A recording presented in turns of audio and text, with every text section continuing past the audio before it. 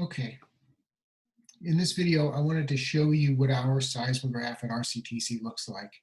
And this is the model that we have. It's called an EQ1, and it is based on a model called the AS1, developed by Alan Jones at Binghamton University.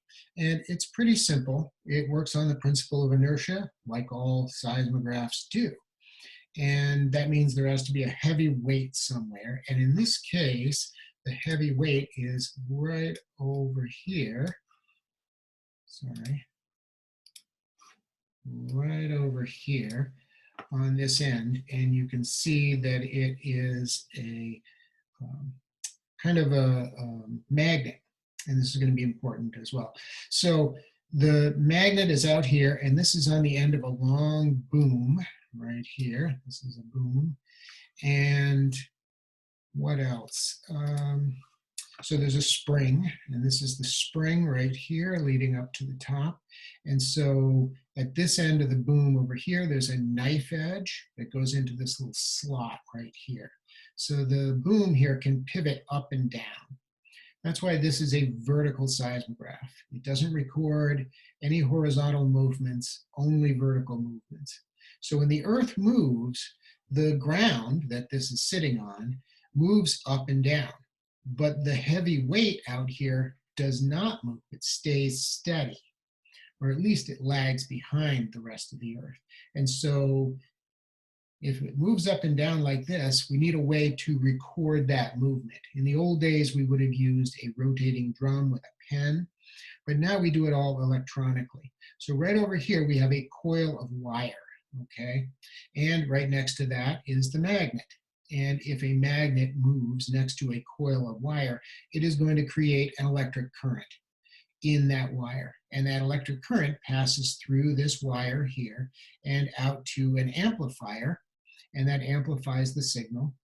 And it also changes it from an analog signal to a digital signal. In other words, it's going to measure that many times a second.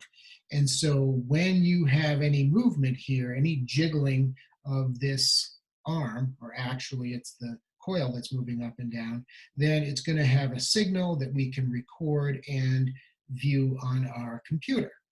Now, there's a couple of other important things to note here. One is that this whole thing has to be nicely leveled out. You've got to make sure that the magnet doesn't hang up on the coil. But this is also an important part of it right here. And this is a little container of oil. Usually I just use motor oil.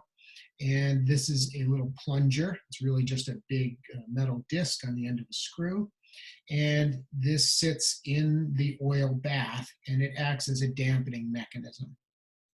And so as the boom moves up and down, then this dampens that movement. If we didn't have this dampening fluid in here, what would happen is once the thing started moving, the end here would just bounce up and down with the period of the seismograph, which is about 12, 15 seconds. So this would just bounce up and down, and we wouldn't get to see the movements of the Earth at all. By dampening it, then we actually get to see the movements of the Earth. You don't want to dampen it too much, or you won't get any signal at all. But if you under dampen it, then you're going to get a lot of bounce in there. So we don't want that. So we have that, and then when an earthquake hits, it creates the signal that we read. One other thing that you don't see here, though, that's very important is a cover. We put a box over it, and that is to prevent air currents from moving past the seismograph and causing spurious signals there. So we would get, it actually would be going crazy if we took the top off of it.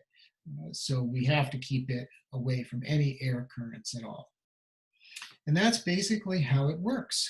So